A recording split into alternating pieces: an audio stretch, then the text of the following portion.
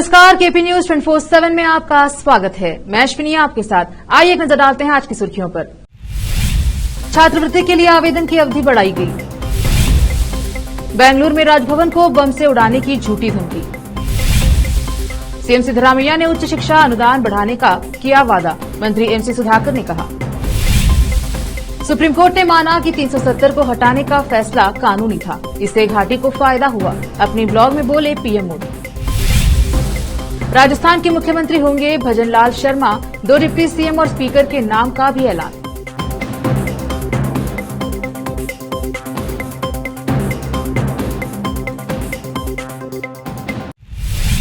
अब समाचार विस्तार से। अल्पसंख्यक कल्याण विभाग के तहत वर्ष 2023-24 के लिए अल्पसंख्यक समुदाय मुस्लिम, ईसाई, बौद्ध, सिख, जैन और पारसी छात्रों को प्री मैट्रिक केवल कक्षा 1 से कक्षा 8 तक छात्रवृत्ति प्रदान करने के लिए राज्य छात्रवृत्ति पोर्टल पर ऑनलाइन के माध्यम से आवेदन आमंत्रित किए जाते हैं। छात्रवृत्ति के लिए आवेदन करने की अंतिम तारीख 20 दिसंबर 2023 तक बढ़ा दी गई है।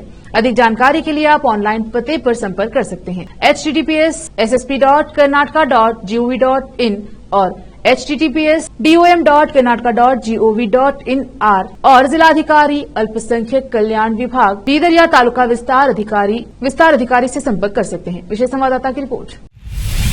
बीदर जिले के औरा तालुके की एकलारा ग्राम पंचायत में एक आरोप सुनने को मिला कि मवेशियों को पीने का पानी उपलब्ध कराने के लिए जो खलिहान बनना था वह नहीं बना और उसे लूट लिया गया।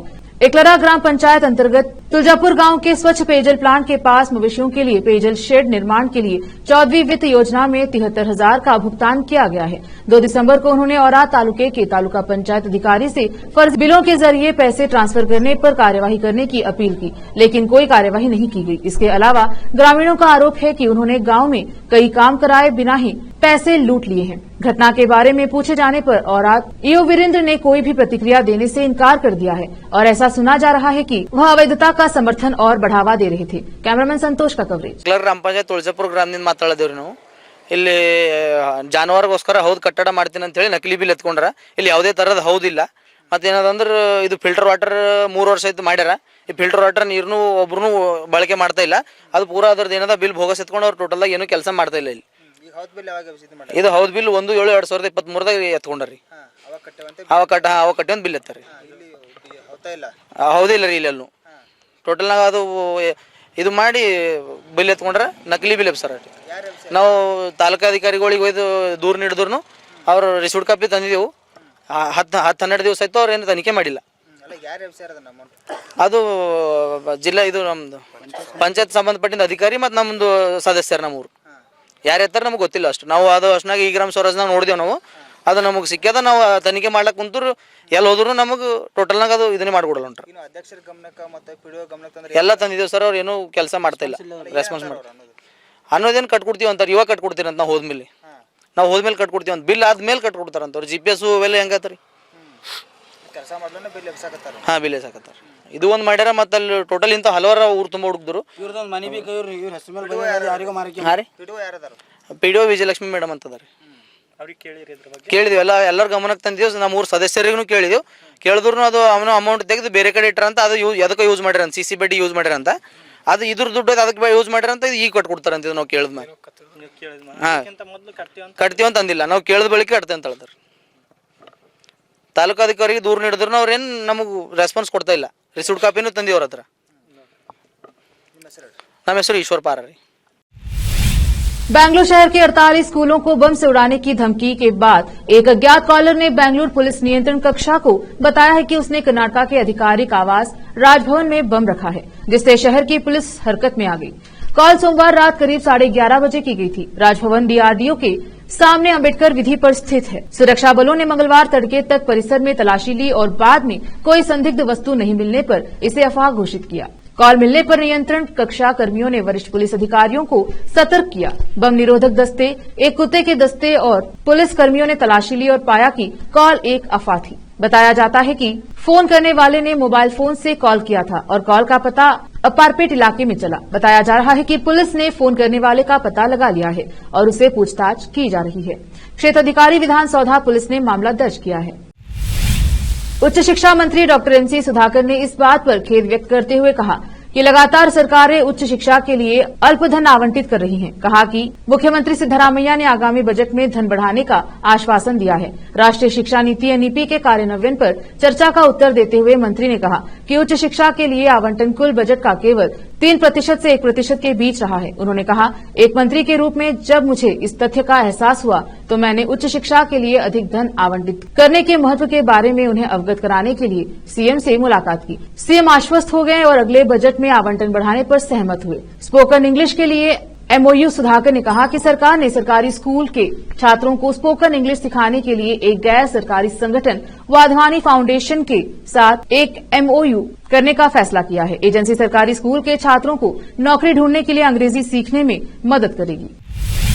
रुकते हैं छोटे से ब्रेक के लिए, जल्द लौटेंगे ब्रेक के बाद।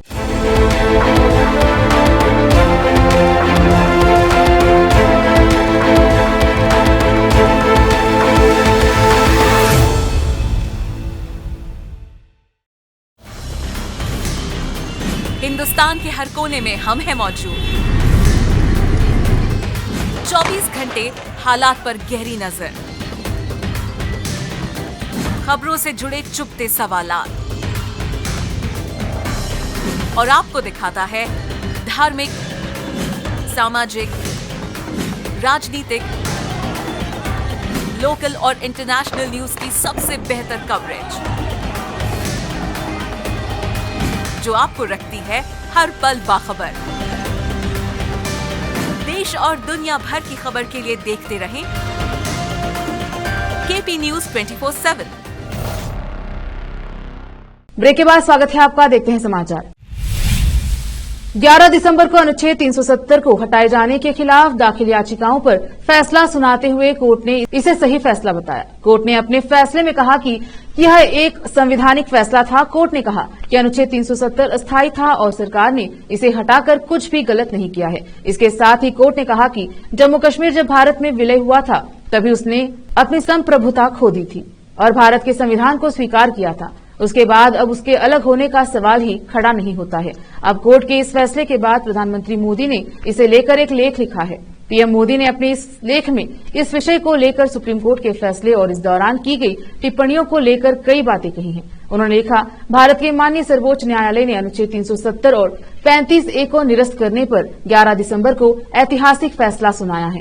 माननीय सर्वोच्च न्यायालय ने अपने फैसले में भारत की संप्रभुता और अखंडता को बरकरार रखा है, जिसे प्रत्येक भारतीय द्वारा सदैव संजोया जाता रहा है। सुप्रीम कोर्ट का यह कहना पूरी तरह से उचित है कि 5 अगस्त 2019 को हुआ निर्णय संवैधानिक एकीकरण को बढ़ाने के उद्देश्य से लिया गया था, न कि इसका उद्देश्य विघटन था। सर्वोच्च न्यायालय ने इस तथ्य को भी भलीभांति माना है कि अनुच्छेद 370 का स्वरूप स्थायी नहीं था। राजस्थान को अपना नया सीएम मिल गया है। बीजेपी ने राजस्थान के सीएम पद के लिए भजनलाल शर्मा का नाम फाइनल कर दिया है। भजनलाल शर्मा सांगनेर से विधायक हैं और ब्राह्मण समाज से आते हैं। चौंकाने वाली बात यह है कि भजनलाल शर्मा पहली बार विधायक बनकर आए हैं। उन्हें पहली बार विधायक बनते ही राज्य में सीएम पद की जिम्मेदारी मिलना सियासी गलियारों में चर्चे का विषय बना हुआ है। दिया कुमारी और प्रेमचंद बैरवा को राजस्थान का डिप्टी सीएम बनाया गया है। वहीं वासुदेव देवनानी को राजस्थान विधानसभा का स्पीकर बनाया गया है। भजनलाल शर्मा राजस्थान की सांगनेर विधानसभा सीट से विधायक हैं। वह भारतीय जनता पार्टी की राजस्थान इकाई के प्रदेश महामंत्री का पद भी संभाल रहे थे। भरतपुर से ताल्लुक रखने वाले 56 वर्षीय भजनलाल शर्मा ब्राह्मण समाज से आते हैं। खास बात यह है कि 2023 में हुए विधानसभा चुनाव में वह पहली बार विधायक बने हैं। भजनलाल शर्मा को संघ और संगठन दोनों का करीबी माना जाता है। भजनलाल शर्मा ने सांगनेर विधानसभा सीट से हाल ही में संपन्न चुनाव में कांग्रेस के पुष्पेंद्र भारद्वाज को 48,081 से अधिक वोटों से हराया। राजस्थान में बीजेपी के भजनलाल शर्मा की राजनीतिक यात्रा महत्वपूर्ण उपलब्धियों से भरी रही है। वह 4 बीजेपी के प्रदेश महासचिव रह चुके हैं। वह राष्ट्रीय स्वयंसेवक संघ आरएसएस और अखिल भारतीय विद्यार्थी परिषद एबीवीपी से जुड़े रहे हैं। केरल में राज्यपाल आरिफ मोहम्मद खान और मुख्यमंत्री पिनरई विजयन की लड़ाई पुरानी है। दोनों एक दूसरे पर कई बार सार्वजनिक रूप से हमलावर हो चुके हैं। एक दूसरे पर जमकर जुबानी हमले बोलते रहते हैं। लेकिन सोमवार को यह जंग उस समय एक अलग ही मोड़ पर पहुंच गया जब राज्यपाल ने सीएम पर बड़ा आरोप लगाया। राज्यपाल ने सोमवार रात को आरोप लगाया कि मुख्यमंत्री पिनराई विजयन की पार्टी के कार्यकर्ताओं ने उनकी गाड़ी पर हमला बोला और नुकसान पहुंचाने की कोशिश की। राज्यपाल आरिफ मोहम्मद खान ने अपना आपा खोते हुए कहा, मुख्यमंत्री मुझे शारीरिक रूप से नुकसान पहुंचाने के लिए यह साजिश रच रहे हैं, जैसा कि उन्होंने कुन्नूर में किया था। एसएफआई कार्यकर्ता सीएम के निर्देश पर मुझे शारीरिक रूप से चोट पहुंचाने के लिए आए थे। खान ने कहा, जब मुख्यमंत्री इस साजिश का हिस्सा हैं, तो यह पुलिस क्या कर सकती है। उन्होंने कहा कि वह अपराधियों को सड़क पर शासन करने की अनुमति नहीं देंगे। आपने अक्सर सुना होगा कि दिल्ली जवाहरलाल नेहरू विश्वविद्यालय में छात्र धरना दे रहे हैं। वहां जबरदस्त नारेबाजी हो रही है। किसी मुद्दे को लेकर छात्र सड़कों पर उतर आए हैं, विश्वविद्यालय के अधिकारियों का घेराव कर रहे हैं। लेकिन अब ऐसा करना छात्रों को भारी पड़ेगा। अब ऐसा करने पर छात्रों के ऊपर जुर्माना लगाया जाएगा। सूत्रों के अनुसार जेएनयू में छात्रों को परिसर में हिंसा करने, धरना देने और भूख हड़ताल करने पर 20,000 रूपये का जुर्माना और राष्ट्र विरोधी नारे लगाने और धर्म, जाति या समुदाय के प्रति असहिष्णुता भड़काने पर 10,000 रूपये तक का जुर्माना लग सकता है। 24 नवंबर को विश्वविद्यालय के सर्वोच्च निर्णय लेने वाले निकाय द्वारा अनुमोदन के बाद जेएनयू छात्र अनुशासन और आचरण नियम जारी किया गया है। इसके साथ ही नए नियमों के अनुसार किसी छात्र पर शारीरिक हिंसा, किसी दूसरे छात्र, कर्मचारी या संकाय सदस्य को गाली देने और पीटने पर 50,000 रूपये तक का जुर्माना लगेगा। वहीं अब शैक्षणिक भवनों के साथ जहां कक्षाएं संचालित होती हैं, वहां 100 मीटर के भीतर विरोध प्रदर्शन पर रोक लगा दी गई है। इसके साथ ही विश्वविद्यालय ने किसी भी प्रकार की अपमानजनक, धार्मिक, सांप्रदायिक, जातिवादी या राष्ट्र विरोधी टिप्पणियों वाले पोस्टर या पैम्फलेट को छापने, प्रसारित करने या चिपकाने पर प्रतिबंध लगा दिया है। वक्त एक और छोटे से ब्रेक का, जल्द लौटेंगे ब्रेक के बाद।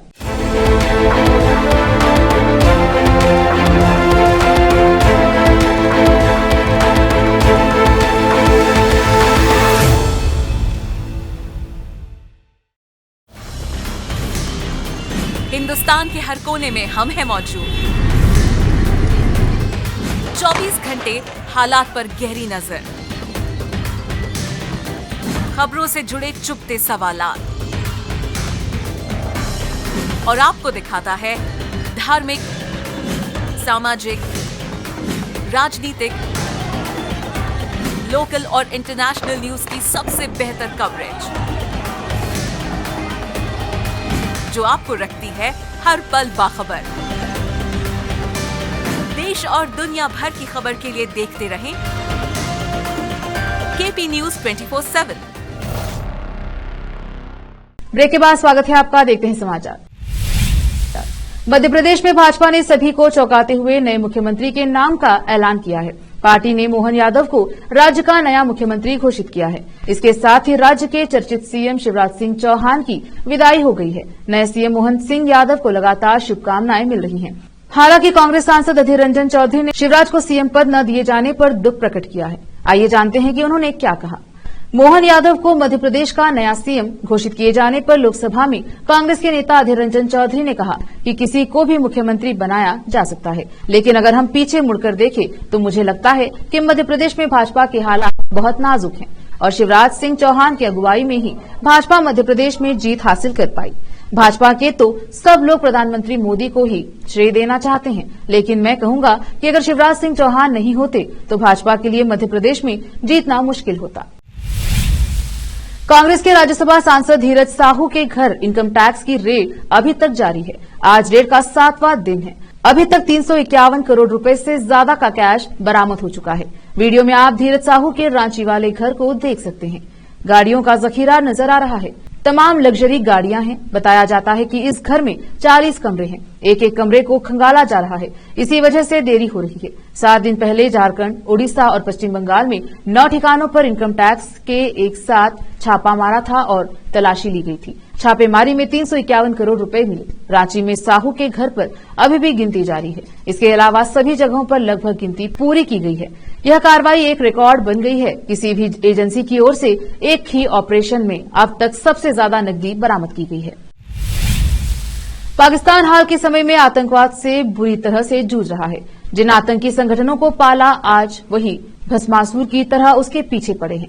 ताजा मामले में पाकिस्तान के अशांत खैबर पख्तूनख्वा प्रांत में मंगलवार को एक थाने पर आतंकवादियों ने जोरदार हमला किया। इस हमले में कम से कम 6 सुरक्षाकर्मी मारे गए, वहीं 16 के करीब लोग घायल हुए। अधिकारियों ने यह जानकारी दी। आत्मघाती हमलावरों ने दक्षिण वजिस्तान कबायली जिले की सीमा से लगे अशान डेरा इस्माइल खान जिले में दरबान थाने पर हमला किया। आतंकवादियों ने विस्फोटकों से लदे वाहन से थाने की इमारत में टक्कर मार दी और फिर मोर्टार से हमला किया। पुलिस ने कहा कि हमले के बाद सुरक्षा बलों और हमलावरों के बीच गोलीबारी में कम से कम 6 सुरक्षाकर्मी मारे गए और 16 घायल हो गए। आधिकारिक सूत्रों ने बताया कि सुरक्षा बलों ने सभी हमलावरों को मार गिराया, जबकि पुलिस की नई टुकड़ियों को घटनास्थल पर भेजा गया और बाद में तलाशी अभियान शुरू किया गया।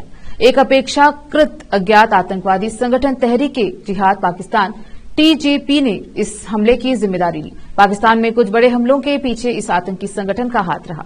इसके प्रवक्ता मुल्ला कासिम ने इस हमले को आत्मघाती मिशन फिदाइन हमला करार दिया। हमले के कारण जिले के अस्पताल में आपातकाल घोषित कर दिया गया, जबकि सभी स्कूल और कॉलेज बंद कर दिए गए। वैज्ञानिकों के अनुसार महाद्वीप कई प्लेट्स पर तैर रहे हैं। ऐसा ही महाद्वीप है अफ्रीका।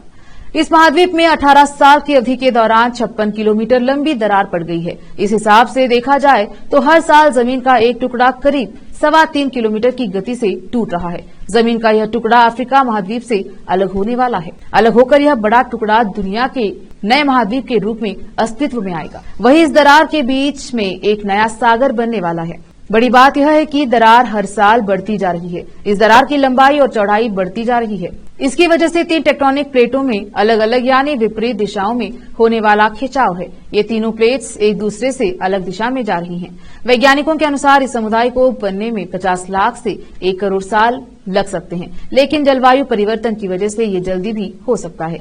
जहां दरार पड़ रही है वह नुबियन, सोमाली और अरेबियन टेक्टोनिक प्लेट्स के बीच मौजूद है। इसे अफार रीजन बुलाते हैं। अभी तक यह तय नहीं हो पाया है कि अफ्रीका का यह हिस्सा अलग क्यों हो रहा है। कुछ लोगों का मानना है कि पूर्वी अफ्रीका के नीचे मेंटल गर्म पत्थरों से ऊपर आ रहा है। बता दें कि मेंटल पृथ्वी के सबसे मध्य भाग कोर के ऊपर की परत होती है। अफार रीजन में मछली हलचल में इस समय वैज्ञानिकों के लिए प्रयोगशाला बनी हुई है। दुनिया भर के साइंटिस्ट यहां आकर टेक्टोनिक प्लेटों के अलगाव की स्टडी कर रहे हैं। समंदर के बीच नई घाटी बनने से वहां पर समंदर का पानी चला जाएगा। जमीन के 2 टुकड़े अलग अलग दिशा में एक दूसरे से दूर हो जाएंगे। फिर से एक नजर आज की सुर्खियों पर। छात्रवृत्ति के लिए आवेदन की अवधि बढ़ाई गई। बेंगलुरु में राजभवन को बम से उड़ाने की झूठी धमकी। सीएम सिद्धरामैया ने उच्च शिक्षा अनुदान बढ़ाने का किया वादा। मंत्री MC सुधाकर ने कहा। सुप्रीम कोर्ट ने माना कि 370 को हटाने का फैसला कानूनी था। इससे घाटी को फायदा हुआ। अपने ब्लॉग में बोले पीएम मोदी। राजस्थान के मुख्यमंत्री होंगे भजनलाल शर्मा। 2 डिप्टी सीएम और स्पीकर के नाम का भी ऐलान।